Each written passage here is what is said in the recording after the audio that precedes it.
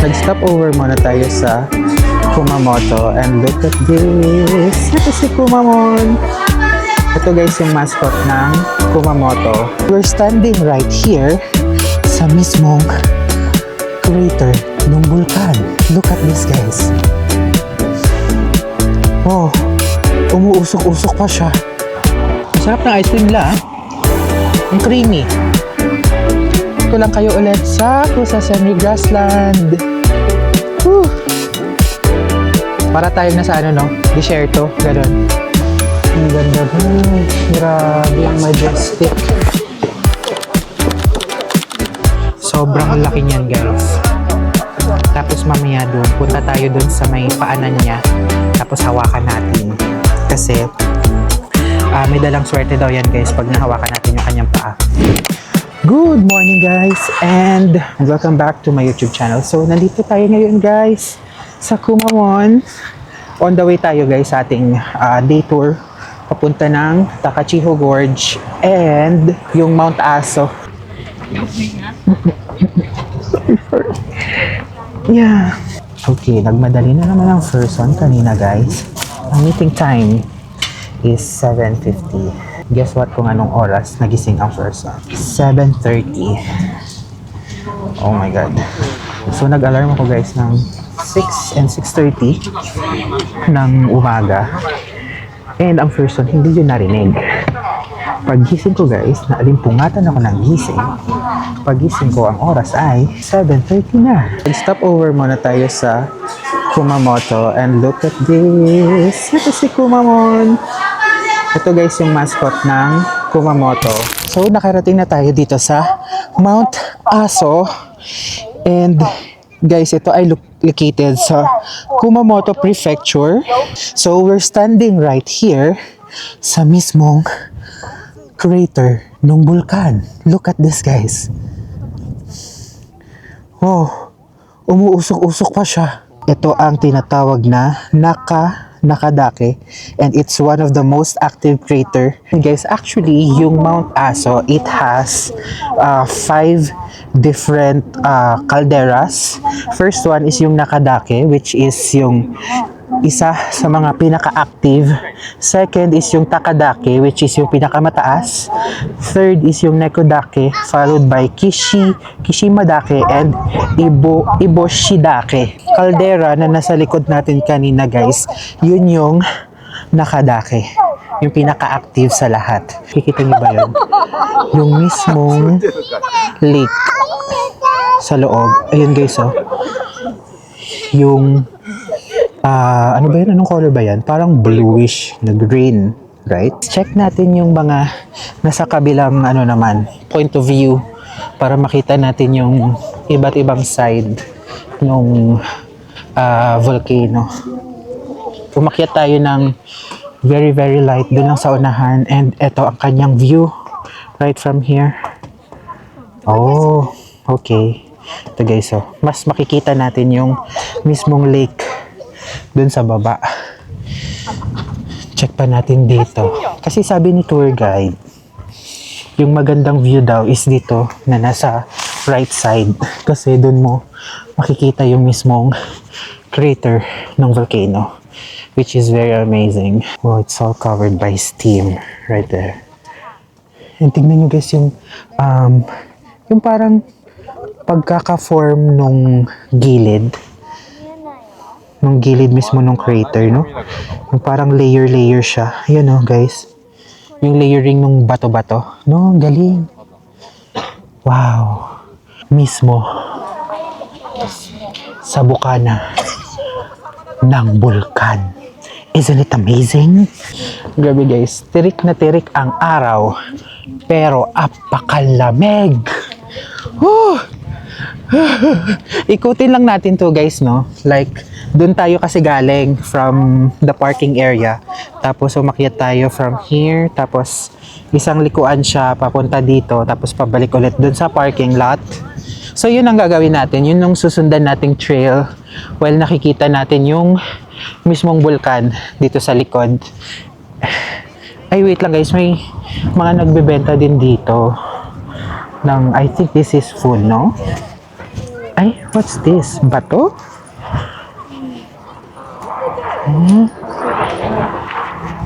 Tingnan nyo guys, parang bato ata. Ay, bato nga. Kung gusto niyo mag-uwi ng bato from Mount Aso, meron dito for 100 yen. May different itsura ng bato-bato. Tapos may mga maliliit. Ito oh. Ay, yung pangalan niya ay Tourmaline. Yun, kung gusto niyo guys ng Tourmaline ata yung pangalan ng store. Pero kung gusto niyo mag-uwi ng souvenir from Mount Aso, mga bato-bato, pwede kayo bumili dito.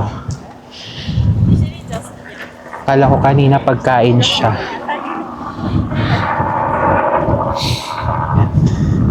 Dito na lang guys tayo maglakad papunta doon, pabalik sa ating tour bus. Kasi 30 minutes pa naman guys, no?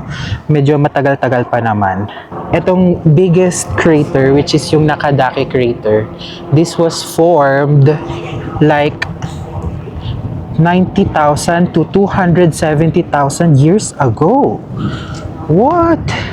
And ang size niya guys is 25 kilometers north-south by 18 kilometer east-west. This is one of the largest active calderas in the world. And we are standing right here sa isa sa mga pinaka-active and pinakamalaki na kaldera sa buong mundo. Wow! Pero in fairness guys, no, wala akong naaamoy na amoy sulfur. 'Di ba nung pumunta tayo ng Beppo last time, pagpasok ko pa lang kasi doon, amoy ko na agad yung sulfur, and it reminds me of, alam mo yung itlog?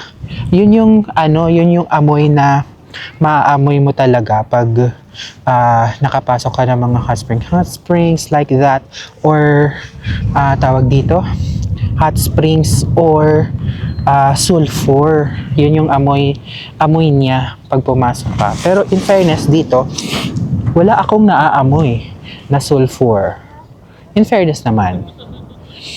Pero grabe yung paglabas ng steam, it doesn't stop. Di nakakasawa tignan. Dito mismo tayo sa bibig ng bulkan. Like, how amazing that is. Few days back, may balita na may isang active volcano dito sa Kyushu region na nag-erupt. And thank goodness, no, medyo malayo-layo naman siya sa dito right now sa Mount Aso. So, tuloy ang ating day tour. Kasi when it happened, yung mga flights around that area na-cancel. And kasi madaming affected mong ashfall, ganun. So, para safe lang guys, na-cancel yung mga travel around that area. Pero thank goodness, yun nga, malayo tayo. So, ang trip natin here sa Fukuoka, sa Kyushu region, hindi naman na-cancel. Dito na lang pala tayo guys maglakad, pabalik sa kung saan tayo naglakad kanina. Huwag na tayo umikat kasi medyo malayo-layo.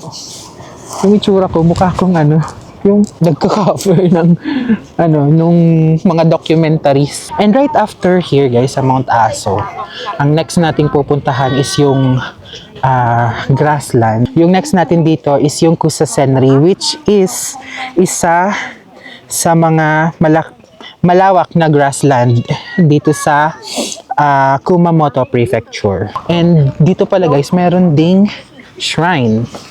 Ito, may maliit na shrine dito upon pagpasok nyo sa entrance. Yan. If you want to pay respect before kayo pumasok, yan, pwede kayong mag-visit. You know, may maliit na shrine dito. Tapos kung gusto niyo din guys, bumili ng souvenirs, meron din dyan for 500 yen. Ilalagay mo lang guys yung pambayad mo dun sa may red box. So parang siya, honesty store. And dapat honest ka lang kasi nakaharap ka sa kanilang saints or santo. Tignan nyo yung mismong view ng mountains dito sa Mount Aso. Wow! Grabe! Ang ganda, no? Dito na tayo sa ating second spot, which is yung Pusasenri Grassland. Pero before tayo pumunta doon, tayo ay magla-lunch muna. So, right lang sa harap ng Pusasenri Grassland, yung kabuuan ng grassland, is yung restaurant. Sa second floor yung restaurant, tapos sa baba yung mga souvenir shops, tapos yung sikat na aso ice cream. Kasi guys, sikat yung aso for ice cream din daw nila. Parang milk ice cream ata, ganun. So, itatry din natin yun mamaya pagbaba natin dun. And kung i-DIY tour nyo siya guys, possible siya, feasible. Pero yun nga, magbabayad pa kayo ng separate fee for shuttle papunta dun sa taas mismo, which costs like around 1,000 yen din yung papunta dun mismo sa my crater. Pero ang maganda guys, kasi pag nag-book kayo ng tour, ang sasakyan yung mismong shuttle or yung minibus, yun na yung mismong aakyat dun sa mismong crater niya. And mas maganda din guys na i-book nyo siguro siya as a tour kasi medyo malayo ang station ng train dito. Kasi pag sumakay kayo, like let's say from Hakata, sasakay kayo ng rapid train papunta ng Aso Station. Then from Aso Station, sasakay pa kayo ng ilang transfer ng bus papunta dito sa Mount Aso. And pagdating nyo sa Mount Aso, hindi pa kayo mismo makakaakyat dun sa crater, sasakay pa kayo ng shuttle ulit paakyat dun sa crater, which cost yun nga 1,000. So medyo hassle siya, no? Parang sa transfer pa lang mapapagod ka na. So mas maganda na i-book nyo na lang siya ng Klook guys para less hassle. Ikat pala yung aso for their horse meat. So kung gusto nyo, kung medyo adventurous kayo and napunta kayo dito and gusto nyo i-try ang kanilang cuisine, try nyo yung horse meat sashimi na pagkain. And meron pang ibang food na horse meat din yung ingredient. Pero ako kasi, ang in-order ko lang ay beef. Medyo hindi tayo risk taker ngayon. Hindi natin iti-try yung horse meat. So guys, dumating na ang ating order, which is yung beef. Ooh, tingnan nyo guys, oh. May paano pa siya. Parang medium rare something. Tapos kumuha din tayo ng miso soup.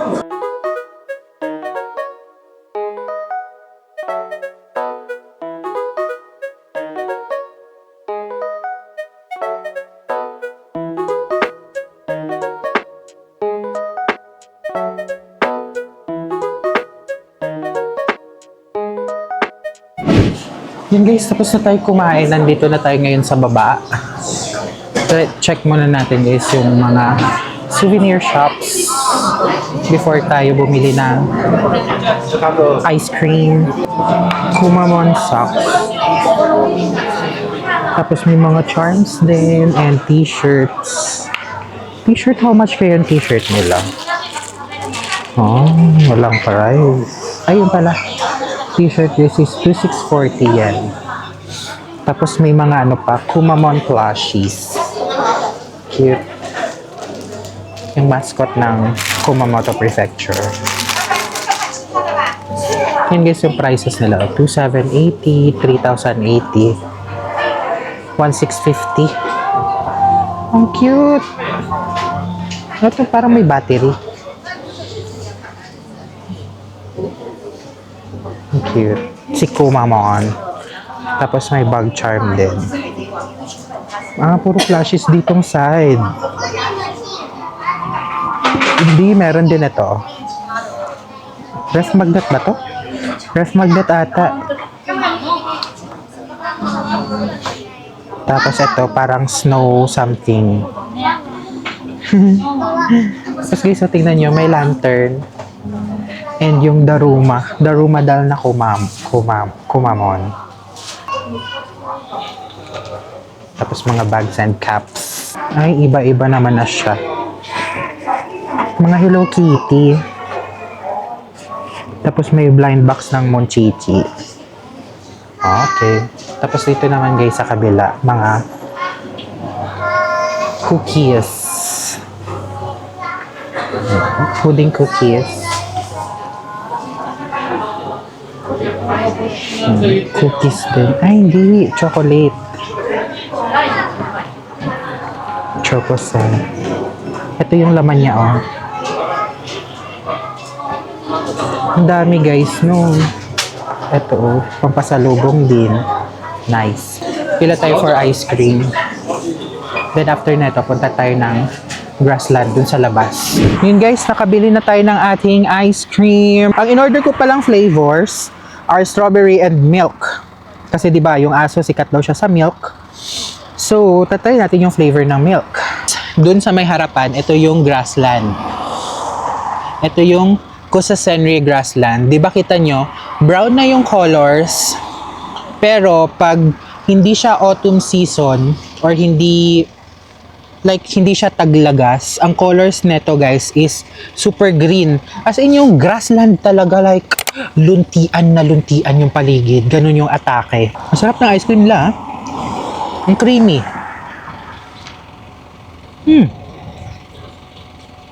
Tapos hindi siya guys umay na tamis. So dito na tayo guys sa Kusa Senri Grassland. May bundok sa likod. So very lang talaga siya.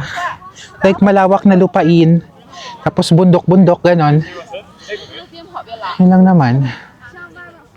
Tapos guys, dun sa may unahan, dun sa likod, like dun sa may bahay na yon, dun yung mga kabayo. Dun nakapasal yung mga kabayo. So kung gusto nyo mag-horseback riding, ganon, dun kayo pupunta. And mas maganda to guys, yung view na to, mas maganda to pag green na green talaga siya. Dried na kasi yung mga mga damo. Wala, naglalakad-lakad lang yung mga tao dito. Tapos may mga may mga umakyat doon, sa taas. Nasaan na ba? Ayun, doon pala, sa kabila. Sa likod, umakyat sila doon.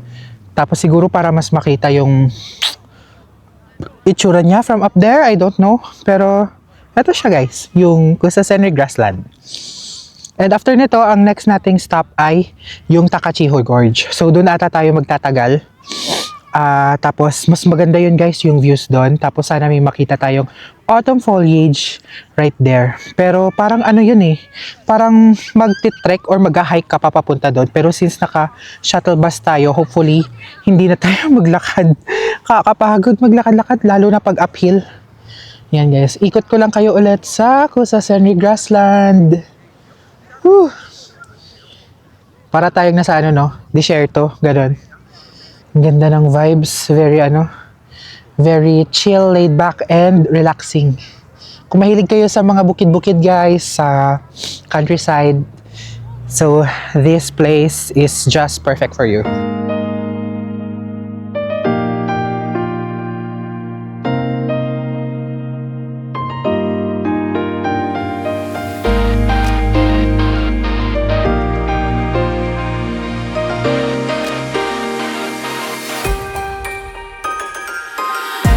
Pababa na tayo sa Takachiho Gorge. Medyo hike nga siya guys, pababa. Good luck sa atin mamaya paakyat. Sundan lang natin guys si guide papunta dun sa baba. Kasi sasamahan niya tayong bumaba. Pero yung paakyat all by ourselves na. And guys, look at this. What? Yung tsura ng foliage. Ang ganda. Tapos guys, nakakatuwa pa yung guide. Marunong siya mag-English. Marunong din siya mag-Japanese. Tapos mag-Chinese. Amazing.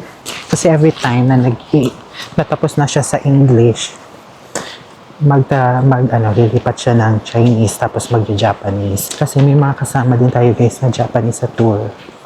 Kasi ngayon ay holiday sa Japan. 3-day holiday sa Japan hanggang bukas.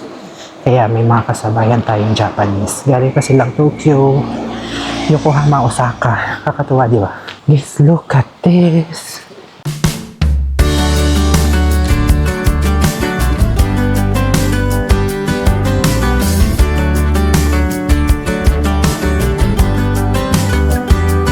Pasok na tayo sa entrance. Tapos tinuruan tayo guys ng tip ni guide. Maglakad tayo papunta dun sa end mismo nitong Takachiho Gorge. Tapos pagpabalik dun na tayo mag-take ng pictures para daw mas mabilis tayo, sabi niya. Pero pakita ko guys sa inyo ang ating nilalakaran. Ito. And sa dulo nito guys, doon natin makikita yung waterfall. Doon ako pinaka-excited makita. yung waterfall. Tapos, actually, pwede din kayo mag boat ride dito. Ang boat ride data is nasa 3,000 yen. Ang gagawin natin, mag-iikot-ikot lang naman tayo. Magtitingin-tingin lang tayo, hindi tayo sasakay ng boat ride. So, hindi ako makita yung waterfall. Tapos guys, while papunta tayo dun sa waterfall, may mga autumn foliage. Yan o, nag-iiba yung color ng mga down. I think this is maple tree. Oh, maple tree nga. Yellow na yung color ng maple tree. After yellow, magiging red na yan. So, imagine this place. Pag peak, autumn foliage. Amazing. Wow!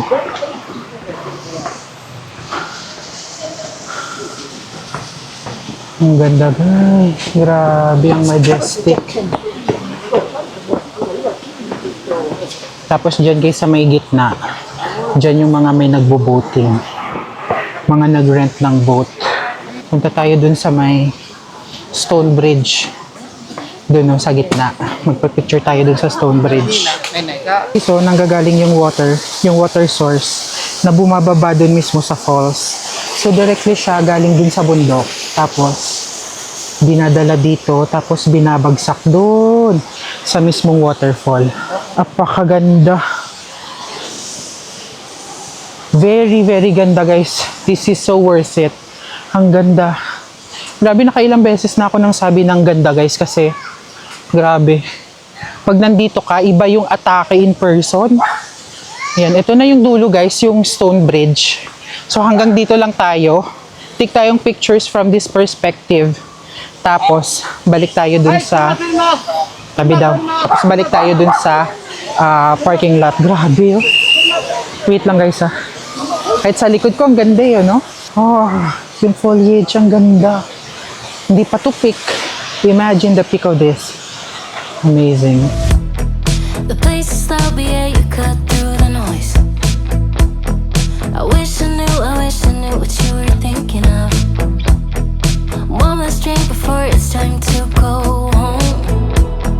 I had my chance, but I screwed it up once more. It's been years and it still can't. Kaya siya gorge guys kasi ayan may stream sa gitna tapos napapagitnaan siya nung parang dalawang ano ang tawag nito? Bundok? Napapagitnaan siya ng dalawang bundok. Kaya siya tinatawag na gorge. And it's gorgeous. Tapos guys, dun sa kabila ng waterfall, sa kabila na side ng tulay, yan, hanggang dito sila pwede mag-boating. Pero may parang line lang dun sa dulo kung saan lang sila hanggang pwede.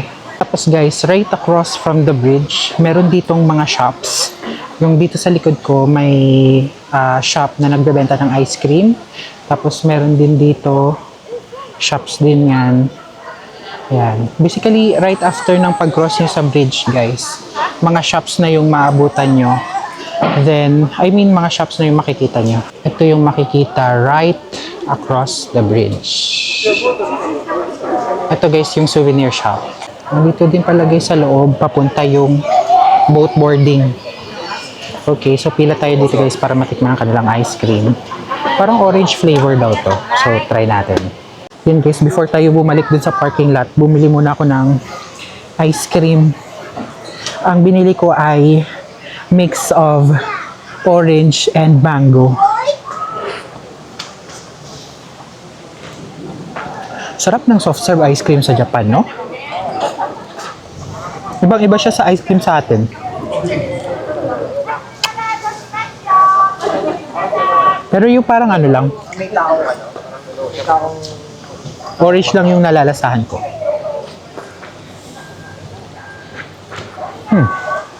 Hindi ko manalalasahan yung mango,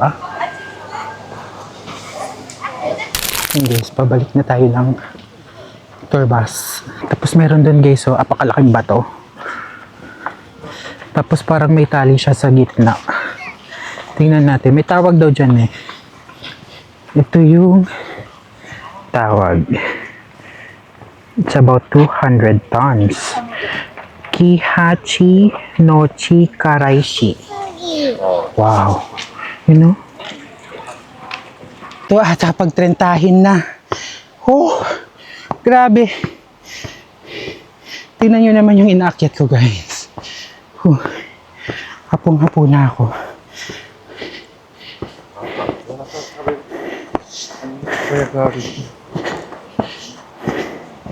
The trentahin is trentahining.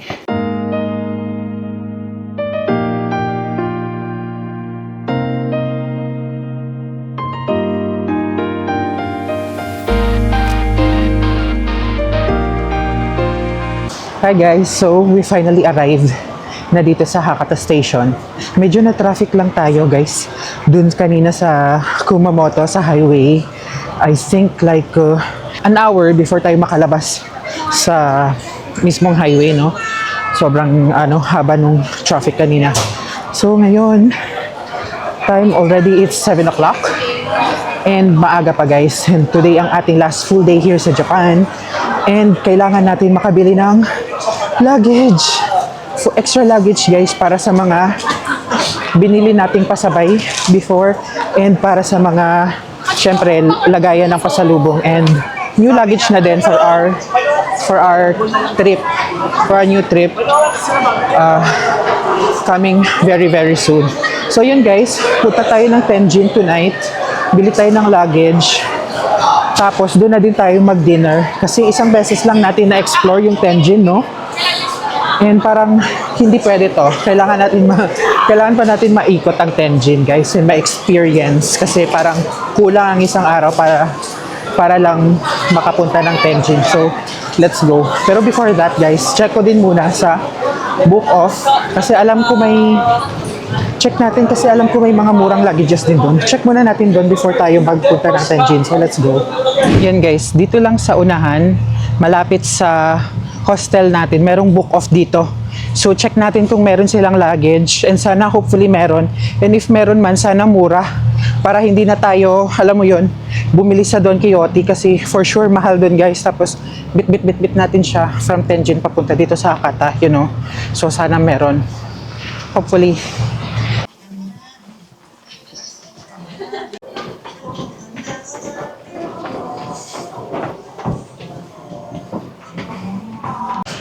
Yun guys, nag-check ako. Walang luggage dun. Siguro guys, yung luggage na book off, siguro yun dun sa meron kasing book off Super Bazaar. Mas malaki siya na book off. So, ito, yung binibenta lang nila dyan.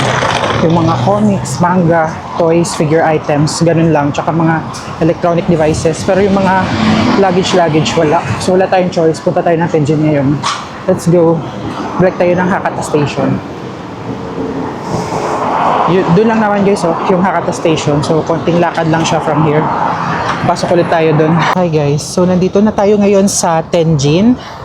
And guys, may nakita ako kanina, may na-check akong book of Super Bazaar. Yung sinasabi kong pag Super Bazaar, yun yung may mga ibang tinda aside from mga electronics and games and toys.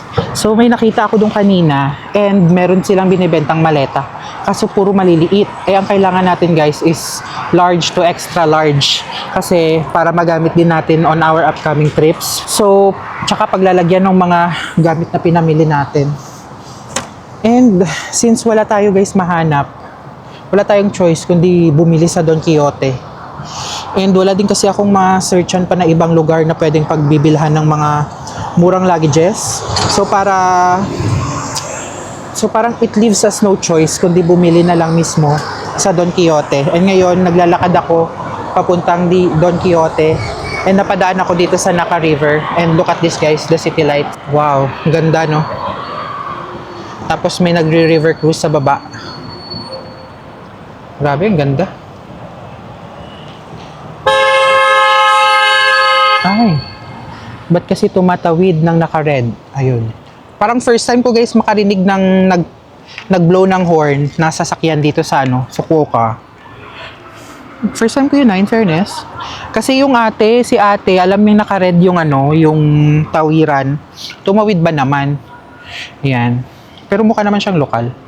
So yan guys, maglakad tayo papunta sa Don Quixote para makabili na tayo ng maleta.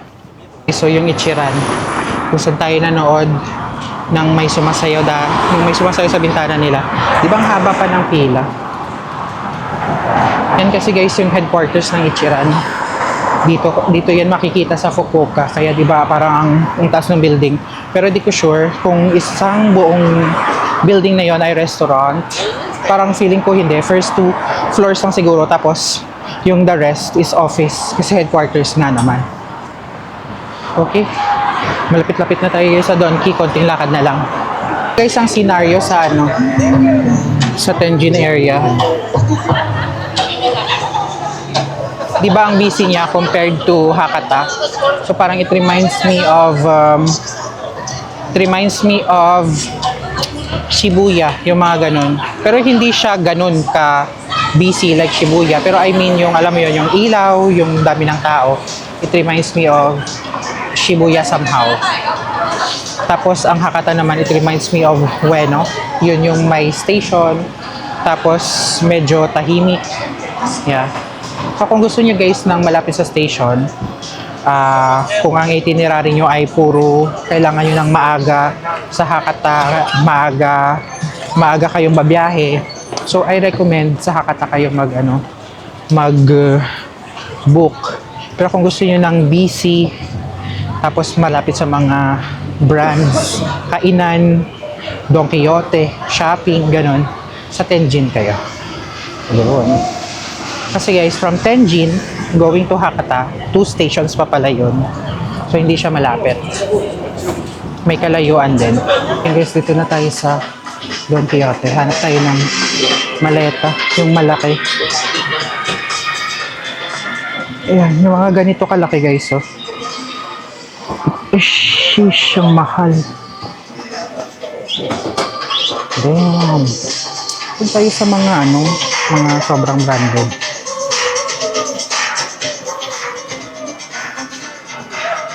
Yung sa lang tayo, saktuhan. Ang laki naman ito. Ito, 20,000 yan na lang.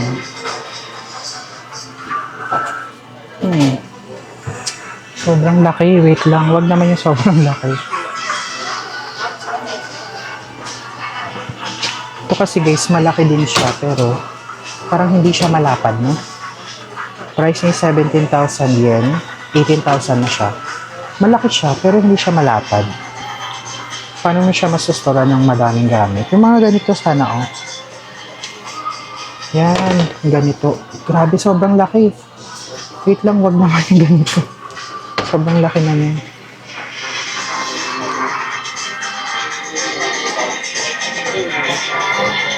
Yung mga ganito lang siguro. Ano ito ba? Parang sobrang laki kasi. Extra large. Yung mga ganito lang siguro. Ito. Pala guys, yung mga ganito lang. Yan o. Large size lang. OA na pala masyadong XL. Yan, hanap tayo ng large size. This one is 20,000. Mahal. Hanap tayo. Meron pa yan dito. Ito 17,000. Large ba to?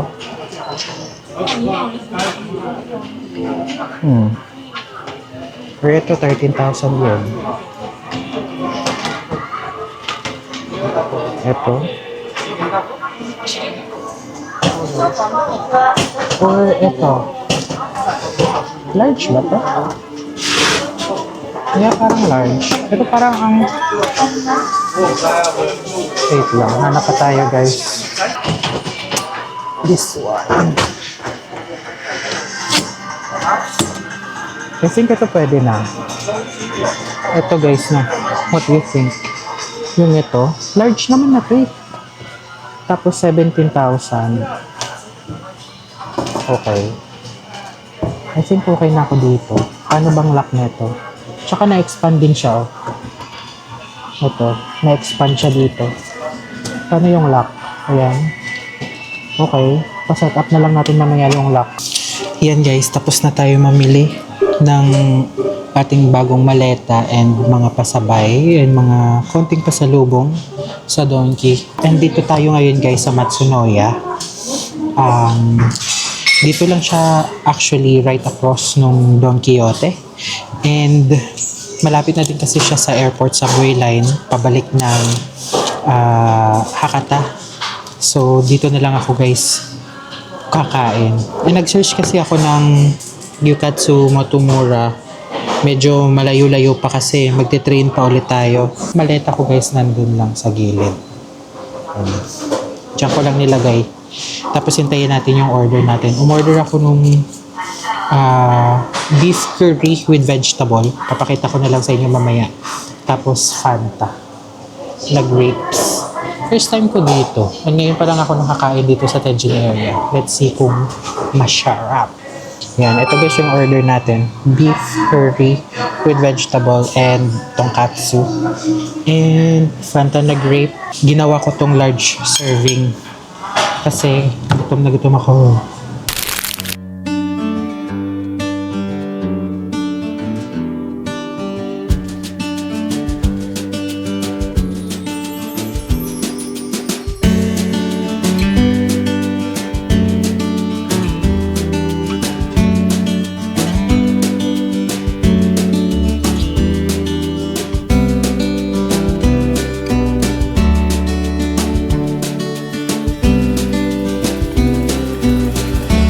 Good morning guys. Hala, may pusa.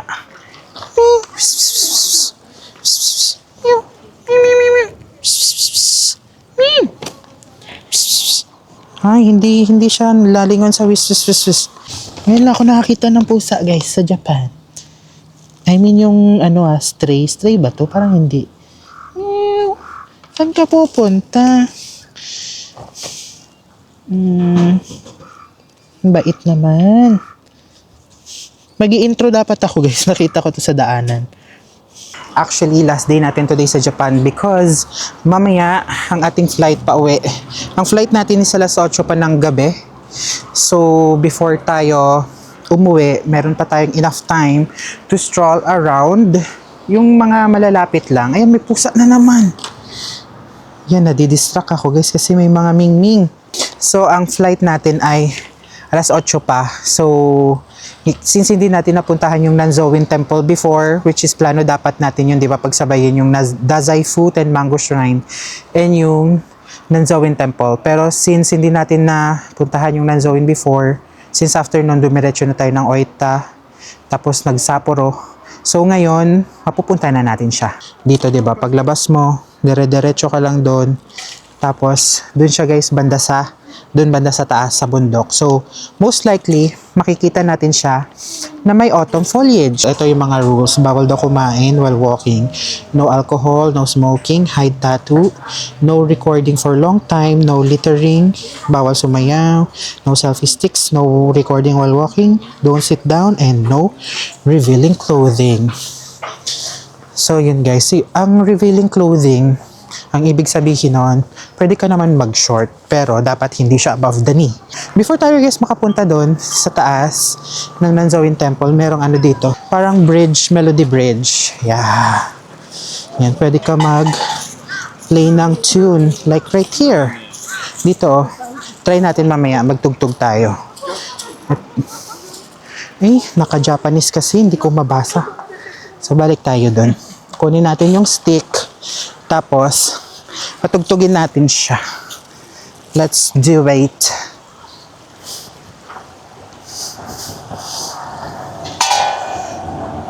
Ang ganda ng autumn foliage dito. Okay. Twinkle, twinkle, little star. Ay, hindi mali.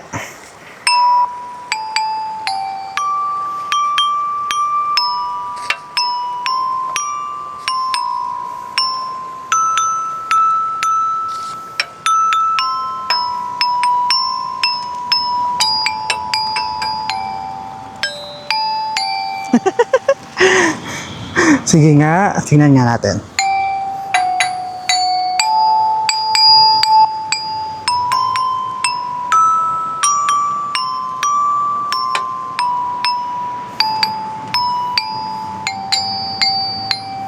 O, diba? Ini-encourage yun nila guys na pagpupunta ka ng Nanzowin Temple, magpatugtog ka dun dito sa Melody Bridge. So pag pumunta kayo dito, huwag kayong mahiya, magpatugtog din kayo. Kasi nandyan yan para patugtugin. Sundan lang natin guys yung mga tao. Kasi for sure, doon din naman ang papunta nila eh. Yan.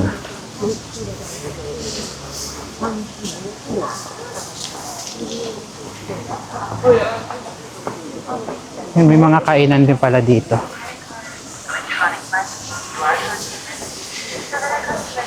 Wow. So, merong Buddha. Hawakan natin sa tiyan. Kasi hinawakan din nila yung tiyan eh. Hawak din tayo. Wow, ang lamig. So, ito guys yung view right here sa taas ng Nanzawin Temple. Pero wala pa tayo dun mismo sa reclining Buddha. Diba guys, oh. Ang ganda nung foliage. And meron din dito guys yung mga shrines.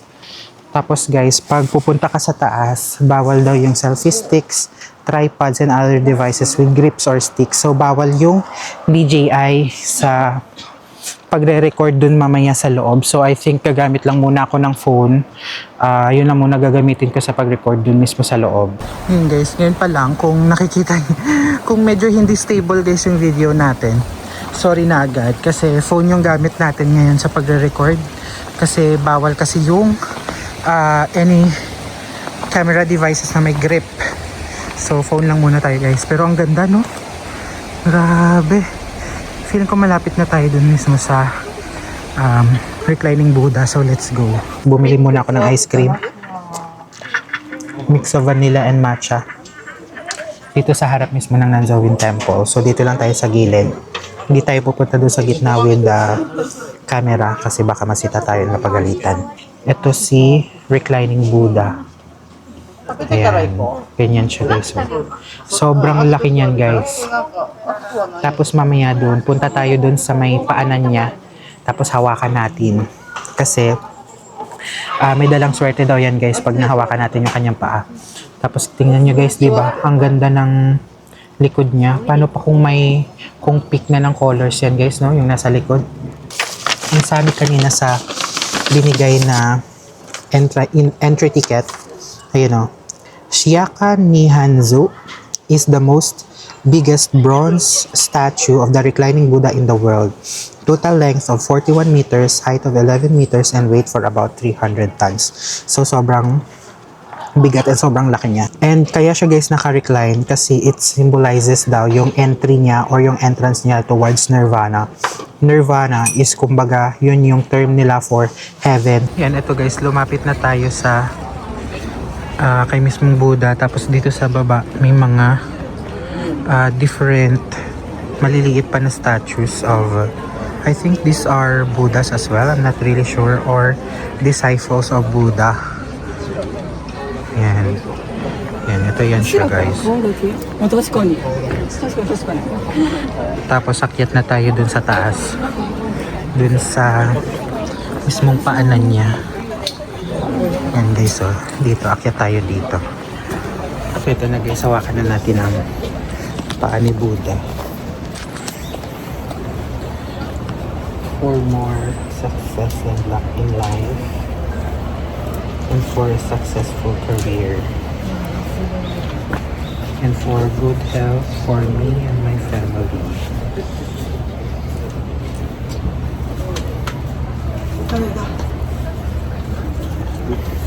And for a successful YouTube journey. And guys, nakahawak na tayo dito. And guys, ang ganda talaga dito. Ang tahimik. And ang solemn.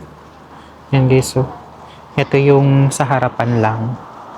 Ito yung mga bahay, tapos yung bundok with autumn foliage. This is our last spot guys before we go back to the Philippines. So siningit natin siya kasi hindi natin siya napuntahan sa previous itinerary natin na dapat pinuntahan natin siya pero hindi kasi kinaya ng oras. After nito, balik na tayo ng Hakata Station. Punin ko pa yung mga maleta natin dun sa hostel. Then after nun, diretso na tayo sa airport. Balik na tayo guys, sinadaanan natin to. mga statue din with parang bonnet na red. It reminds me guys of Kanwanga Fuchi Abyss sa Nikko. Ganyan, may ganyan din kasi guys sa Nikko. Tapos ito, yung puno, yung puno ng ginkgo, may mga nakasabit na mga parang crafted na mga papel, ganun. Tapos pinag connect. Parang origami ba, parang ganun. Yan guys. Pauwi na tayo ng hostel, dumaan tayo dito ng Damomeka. Isa to sa mga sikat na parang bake shop or pastry shop dito sa Hakata. And katabi lang siya mismo ng hostel natin. Every morning kasi guys, puro to puno. And ngayon, nung napadaan ako, 2:00, walang pila. Pero syempre, paubos na din yung kanilang bread. Pero let's see kung pagdating natin doon may mabibili pa tayo. Yan guys, so clear na yung counter nila. Let's see kung may ma-order pa tayo doon sa unahan. Every morning guys talaga, like nag-open sila 8:00 ata ng umaga. Teka, 6:00 pa lang guys, may pumipila na dito. So kung mahilig kayo sa pastries, check nyo itong Damomeka pag nasa Fukuoka kayo. Though mapila lang siya, pero I think it's worth it naman kasi everyday siya may pila eh. Yeah. Kuha tayo na itong isa. Laki. Ito kinuha natin guys. Tapos pila na tayo dito para magbayad. Arigatou gozaimasu. Nakabili na tayo guys. And yan, tingnan nyo, mahaba na naman yung pila. Yan. Bumili na tayo ng Damomeka. O, di ba guys, matatry natin siya before tayo umuwi. Kasi ngayong oras lang ako guys nakakabalik ng hostel ng hapon, which is sa last day pa natin, no? And most of the time kasi gabi na ako nakaka-uwi dito. Like sarado na yan. Tapos ubos na yung mga binibenta nilang bread. So ngayon nandito na tayo sa International Airport and tapos na tayong mag-check-in, mag-baggage drop, makalagpas ng security and immigration. And nandito na tayo ngayon naghihintay sa mismong gate para sa flight natin pauwi ng Philippines. Ito na yung dinner ko. Yung bread na binili natin kanina sa Damomeka. Toast pala siya guys, tapos may parang cream cheese, tapos ano ba to? Parang salami and egg. Ito yung dinner natin, tsaka yung isa pang tinapay and itong Pepsi.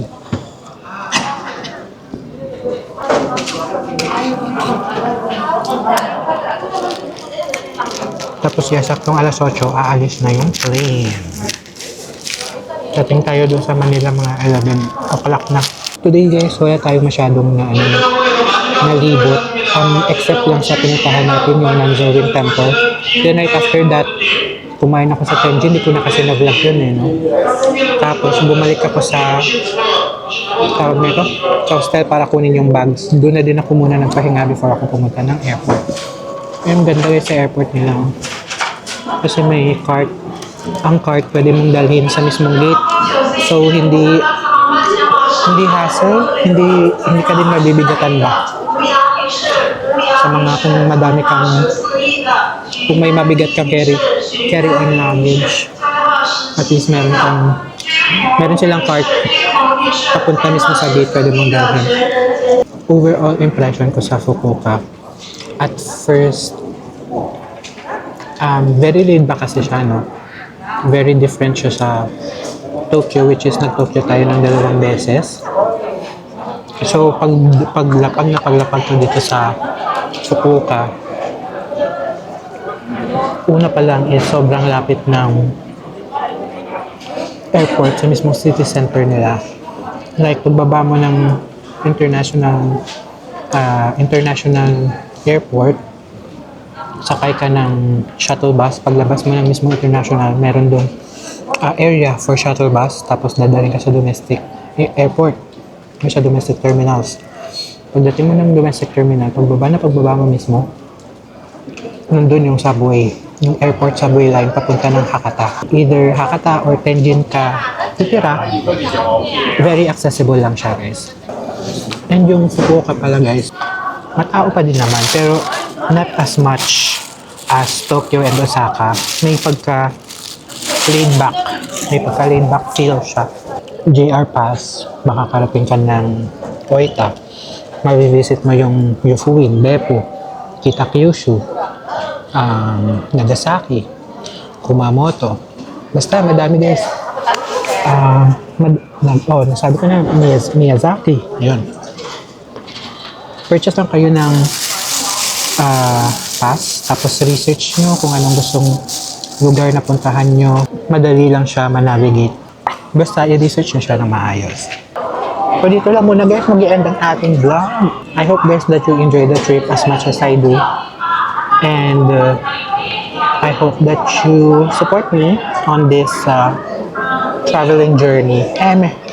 So yun na guys, don't forget to like, share, and subscribe to my YouTube channel. And don't forget to drop a like and a comment para mas mapupush ni YouTube ang ating channel sa iba pang mga viewers.